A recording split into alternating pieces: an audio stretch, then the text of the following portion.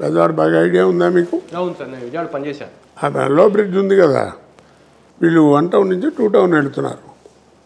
ఆ ఎదురుకుండా వచ్చే లారీకి ఏదో బ్రేక్ ఫెయిల్ అయిందట. ఆ డివైడర్ కూడా దాటి వీళ్ళ వ్యాన్కి కొట్టింది. కొడితే ఫస్ట్ స్ట్రోక్ వీళ్ళ దాటంతో దూరంగా పడ్డారు. ఆ ఇన్సిడెంట్లో 2-3 పోయారు కూడా. లక్కీగా అది బతికింది. ఆ యాక్సిడెంట్లో లగ్గు. ఆ తర్వాత ఎలా దీని జీవితాన్ని ఏడుస్తూ కూర్చున్నామండి. అలాంటి లైఫ్లో నేను ఎవరి దగ్గర అయితే గుమాస్తాగా పనిచేశానో బ్యాంకులో, ఆయన నేను బియ్యం కూడా అయ్యాను. మహానుభావుడు పెద్దలు దయదలిచి. కానీ ఏదైనా కానీ మొత్తానికి మ్యారేజ్ అయింది, దానికి ఆడపిల్ల చక్కగా లక్షణంగా ఉంటున్నారు. సరే జీవితం బాగానే ఉందిలే, నడుస్తుంది అనుకున్నా.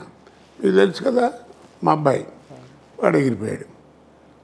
మరి ఇన్ని బాధలు పెట్టుకుంటూ మరి 10-12 ఏళ్ళ నుంచి వాడు పోయిన తర్వాత కూడా ఎక్కడన్నా సినిమాల్లో ఎక్కడన్నా మీకు చూసారా? ఆ బాధని చూడలే. ఎప్పుడు నేను దాని గురించి మాట్లాడను. భగవంతుడు ఎంత పేరు ఇచ్చాడో అంత కష్టాలు కూడా ఇచ్చాడు. వీటిని తట్టుకునే గుండె కూడా ఇచ్చాడు. బాగుంది, అంతే. చేయటం మన ధర్మం. ఏదో ఎప్పుడైనా బోరు కొట్టి ఇంట్లో కూర్చొని ఏడుస్తూ ఉంటాను. ఏముంది?